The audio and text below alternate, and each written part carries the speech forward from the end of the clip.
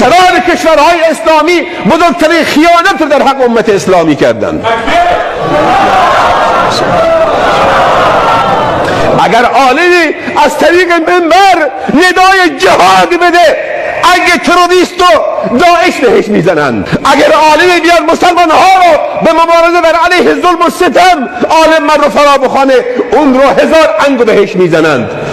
بزرگترین خیانت رو سران کشورهای اسلامی نسبت به دین الله جل جلاله کردند که با نام اسلام دارن بر مسلمان ها حکومت میکنند. این از بی‌غیرتی سران کشورهای اسلامی است. امروز یتیم قدس امروز عمر ها نیست، امروز صلاح الدین ها نیست، امروز مردان رفتند و مردند.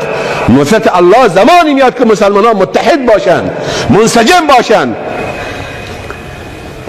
این سران کشورهای اسلامی اینقدر بی غیرت شدن.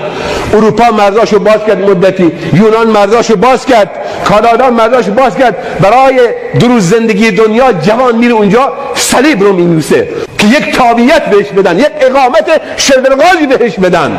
خاک توی سر شما مسلمان ها، مرزاتون رو مردید، بذارید جوانهای برن شهید بشن. آمار تصادفات چقدر در جاده در سالها، آمار مرگ میرها چقدر، بذارید در راه الله شهید بشن. عمر بن خطاب رضی الله عنه فرمودند که لوددت ان اقاتل فی سبیل الله ثم احیا ثم اقتل. فرمود دوست داشتم در راه خدا بجنگم، کشته بشم، دوباره زنده بشم، دوباره کشته بشم، دوباره زنده بشم. ولی امروز کجاست؟ حضرت خنسا شب قبل از جنگ قادسیه 4 تا جوان برای جمع میکنه فرزندانش رو، زن بیوه خواهران. یک زن بیوه سرپرستی هم نداره، نون آوری هم نداره. این فکر رو نمیکنه اگر اینا کشته بشه کی خرجی من رو بده. فرزندانش جمع میکنه، میگه فرزندان من، میگه بله مادر من، میگه من یک چیزو بهتون میگم، بعد از فوت پدر شما من نه چشم طمع ازدواج داشتم، نه دچار خیانت شدم، نه در قلب من چیزی خطور کرده جز اینکه شما رو خاص برای رضای الله جل جلاله تربیت کردم، زحمت کشیدم، کارگری کردم، نان حلال به شما دادم. ولی امشب از شما یک خواسته ای دارم. میگن بفرما مادر.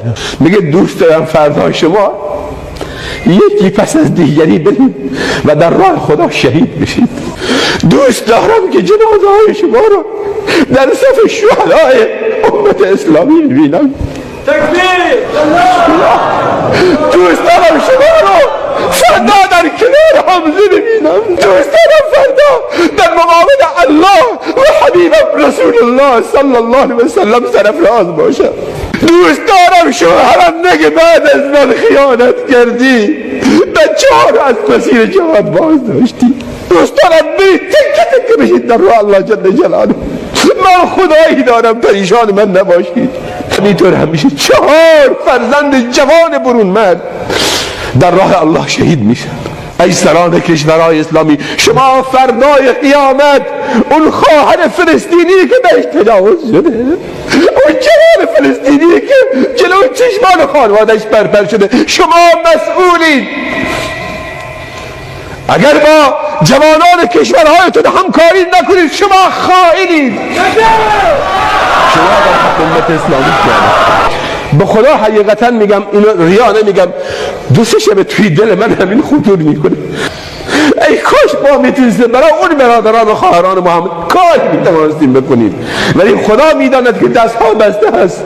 این حکام ذلیل مرده و بدبخت و خاک تو سر و سر تو غریخور تا قهقرا خودشون رو فروختن. دعا کنیم الله جل جلاله امت اسلامی رو یاری بفرماید.